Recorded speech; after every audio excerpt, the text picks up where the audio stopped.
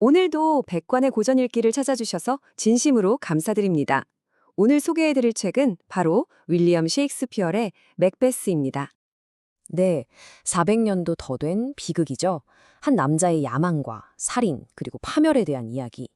그런데요, 한번 상상해 보세요. 만약 이 작품이 없었다면 우리가 그렇게나 열광하는 반지의 제왕이나 왕좌의 기임 같은 판타지 세계가 지금과는 완전히 다른 모습이었을지도 모른다는 거요. 이게 좀 과감하게 들릴 수도 있겠지만 오늘 우리는 이 오래된 비극이 어떻게 현대 판타지 장르의 규칙 그 자체를 만들었는지 그 비밀을 파헤쳐 보려고 합니다. 자, 맥베스는요, 그냥 오래된 고전 비극이 아니에요. 이건 현대 판타지 장르의 원형, 말하자면 오리지널 소스 코드라고 할 수 있습니다. 생각해보세요. 마녀, 예언, 유령, 왕조를 둘러싼 피비린내 나는 전투까지. 우리가 판타지에서 기대하는 거의 모든 요소가 이 안에 다 들어있거든요. 하지만 진짜 중요한 건 이런 겉모습보다도 앞으로 수백 년 동안 수없이 반복될 이야기의 핵심 구조, 그 뼈대를 바로 이 작품이 완성했다는 점입니다. 바로 이겁니다. 맥베스가 우리에게 남긴 가장 강력하고 핵심적인 이야기의 원형. 원래는 선했던 한 인물이 권력이라는 달콤한 유혹에 빠져서 서서히 의심과 폭력, 그리고 결국 자기 파괴의 길로 걸어 들어가는 이 이야기. 야망 때문에 영혼이 타락하는 이 서사부조는 이제 너무나도 익숙한 공식이 됐죠? 그 모든 이야기의 시작이 바로 여기에 있었습니다. 그럼 대체 이 이야기는 어떻게 흘러가는 걸까요? 맥베스는요, 그냥 비극이 아니라 초자연적인 요소가 듬뿍 가미된 정말 숨막히는 심리 스릴러입니다. 이 작품이 얼마나 대단한 영향을 미쳤는지 제대로 이해하려면 먼저 그 핵심적인 장면들을 빠르게 한번 짚어봐야겠죠? 이야기는 안개자욱한 황야에서 새 마녀가 등장하면서 이 섬뜩하고도 상징적인 대사로 시작됩니다. 선한 것이 악한 것, 악한 것이 선한 것. 이 한마디가 작품 전체를 관통하는 주제를 그냥 압축해서 보여주는 거예요. 이제부터 도덕은 뒤집히고 그 어떤 것도 보이는 그대로 믿어서는 안 되는 혼돈의 세계가 펼쳐질 거라는 강력한 암시죠. 마녀들은 전쟁에서 승리하고 돌아오는 맥베스에게 세 가지 예언을 던집니다. 첫째, 글라미스의 영주. 이건 이미 그의 자귀죠. 둘째, 코더의 영주. 그리고 셋째, 장차 스코틀랜드의 왕이 될 것이다. 맥베스는 처음엔 이게 무슨 똥딴지 같은 소리야 하고 반신반의했지만 바로 그 순간 전령이 달려와서 그가 새로운 코더의 영주로 임명되었다는 소식을 전합니다. 그러자 불가능해 보였던 세 번째 예언이 그의 마음속에 아주 위험한 야만의 씨앗을 심어버린 거죠. 맥베스가 이 예언에 대해 아내에게 편지를 보내자마자 그의 아내가 남편의 야망에 제대로 불을 붙입니다. 그녀는 남편이 왕관을 차지하기에는 마음이 너무 여리다고 생각했어요. 그래서 직접 던컨 왕의 살해 계획을 세우고 망설이는 남편에게 이 소름 끼치는 조언을 건넵니다. 겉으로는 순수한 꽃처럼 웃으면서 그 밑에는 독을 품은 뱀이 되라고요. 왕을 죽이기 바로 직전 맥베스의 정신은 무너지기 시작합니다. 그의 눈앞에 피 묻은 칼의 환영이 허공에 동동 떠다니는 거죠. 이게 진짜 마녀가 보낸 초자연적인 신호일까요? 아니면 죄책감 때문에 그의 뇌가 만들어낸 환각일까요? 셰익스피어는 이 모호함을 통해서 외두의 악한 힘과 우리 내면의 어둠, 그 경계를 아주 절묘하게 허물어버립니다. 결국 왕이 된 맥베스는 끝없는 의심과 편집증에 시달리다가 자신의 가장 친한 친구였던 벤코마즈 암살합니다. 그리고 그가 연 왕실 연회에서 그의 눈에만 보이는 벤코의 피투성이 유령이 나타나 떡하니 왕의 자리에 앉아있는 겁니다.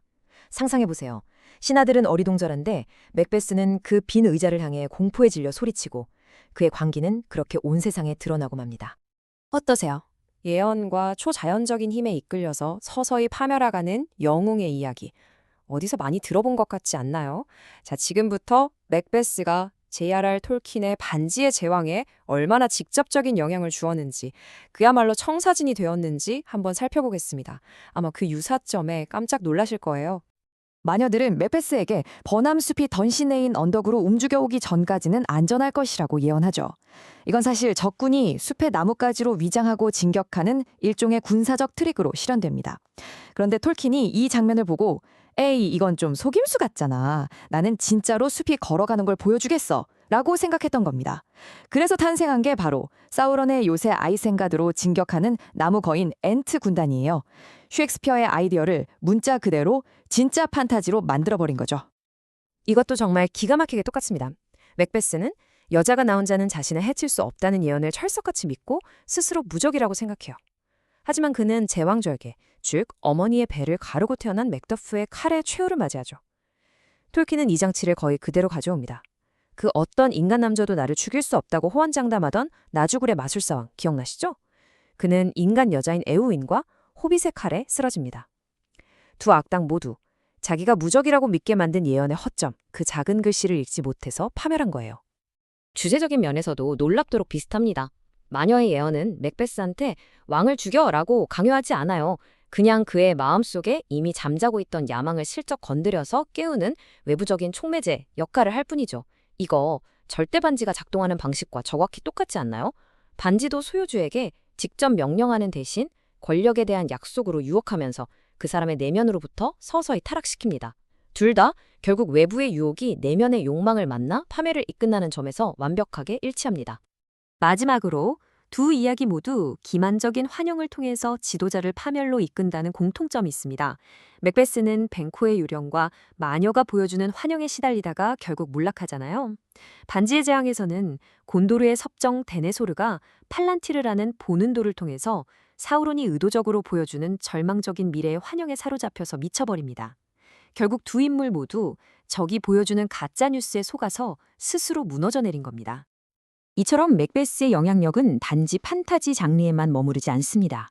이 작품이 400년이 넘는 시간 동안 불멸의 생명력을 갖는 진짜 이유는 바로 이 야망의 끝에 무엇이 있는지에 대한 시대를 초월하는 통찰력 때문일 겁니다. 한때 그렇게나 냉혹하고 단호했던 맥베스 부인은 결국 죄책감의 무게에 짓눌려 완전히 무너집니다. 그녀는 몽유병 환자처럼 밤마다 성을 헤매면서 자신의 손에 묻은 상상의 피를 미친 듯이 씻어내려고 하죠. 그녀가 저지른 범죄는 영원에 영원히 지워지지 않는 얼룩으로 남아서 결국 그녀를 죽음으로 몰아넣습니다. 죄책감이란 게 이렇게 무서운 거죠. 아내의 죽음 소식을 듣고 이제 자신에게도 최후의 전투가 다가왔음을 직감한 맥베스는 자신이 피로 쌓아올린 삶을 돌아보며 이 유명한 독백을 내뱉습니다. 살인과 의심으로 얻어낸 이 모든 것이 결국엔 아무 의미도 없는 텅 빈 것이었음을 깨닫는 순간이죠. 그의 인생은 그저 바보가 떠드는 이야기처럼 시끄러운 소리와 분노로만 가득했을 뿐 결국엔 허무 그 자체였습니다. 이것이 바로 그의 야망이 치른 궁극적인 대가였던 거죠. 그래서 이 맥베스의 지혜는 시대를 초월해서 우리에게 큰 울림을 줍니다. 이 작품은 우리에게 경고하고 있어요. 통제되지 않는 야망은 결국 자기 자신을 파괴하고 죄책감은 절대로 피할 수 없으며 폭력으로 얻은 권력은 모래성처럼 허무하게 무너질 뿐이라고요. 말 그대로 도덕적 질서를 무너뜨린 대가가 얼마나 끔찍한지에 대한 완벽한 마스터 클래스인 셈이죠. 맥베스는 분명 용맹한 장군, 영웅으로 시작했습니다. 하지만 폭군으로 끝을 맺었죠. 이 작품은 우리에게 근본적인 질문을 던집니다. 고귀한 야망과 파괴적인 탐욕을 가르는 그 선은 대체 어디에 있는 걸까? 맥베스의 진짜 위대함은 어쩌면 우리 모두의 마음속에 있는 그 선이 얼마나 아슬아슬하고 얇은지를 적나라하게 보여주는 데 있을 겁니다. 그리고 그 유산은 우리 내면의 어둠을 탐구하는 모든 위대한 판타지 이야기 속에 지금도 생생하게 살아 숨쉬고 있습니다. 다음에도 유익한 고전으로 여러분을 찾아뵙겠습니다. 다음에 다시 만나요. 안녕.